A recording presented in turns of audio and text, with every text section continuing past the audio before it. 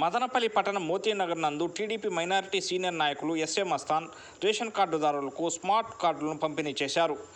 కార్యక్రమంలో స్టోర్ డీలర్లు మౌలాలి, మహేష్, విజయలక్ష్మి, రఘు తదితరులు పాల్గొన్నారు. ఇవి విప్లవాత్మక మార్పుకు నాంది అన్నారు. ఆంధ్రప్రదేశ్ ప్రభుత్వం సివిల్ సప్లైస్ విభాగంలో ఒక నూతన ఒరవడిని సృష్టించింది.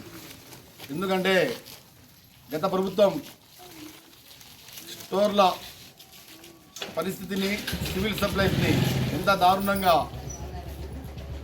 ప్రవేశపెట్టిందో గత ప్రభుత్వం, గత పాలకులు ఏ విధంగా ప్రవర్తించారో ఆంధ్రప్రదేశ్ ప్రజలంతా చూశారు.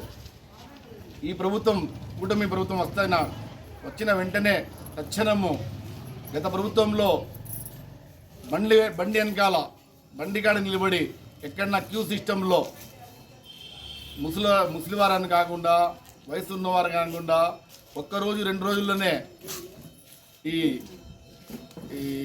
నిత్యావసర వస్తువులు తీసుకునే పరిస్థితి ఉంది.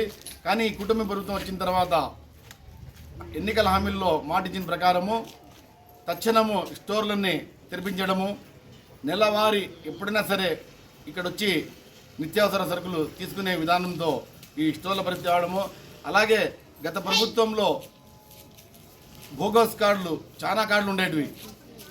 ఒక్కొక్క ఇంటికి 2 చొప్పున 3 చొప్పున కార్డులు కలిగి ఉండేవారు. ఆ కార్డులంతా ఎరివేసి ఇప్పుడు స్మార్ట్ కార్డ్ సిస్టమ్ తేవడము. ఈ స్మార్ట్ కార్డ్ సిస్టంలో ఒక ఒరవడిని సృష్టించడము. అలాగే గత ప్రభుత్వంలో 65 సంవత్సరాలు వయసు మళ్ళిన వయసు గలవారు నిత్యము క్యూలో వచ్చి నిలబడి తీసుకునేవారు. కానీ ఈ ప్రభుత్వము దాన్ని మినహాయింపు ఇచ్చింది. 65 సంవత్సరాల వయసు కలిగిన వారు ఎవ్వరు కానీ స్టోర్ల దగ్గర రావాల్సిన అవసరం లేదు.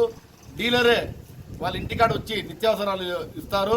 కాబట్టి ప్రతి ఒక్కరూ గమనించాలా, ఎవరికైతే 60 సంవత్సరాలు ఉంటాయో వాళ్ళు ఎవరు కానీ ఈ స్టోర్ల దగ్గర రావాల్సిన అవసరం లేదు.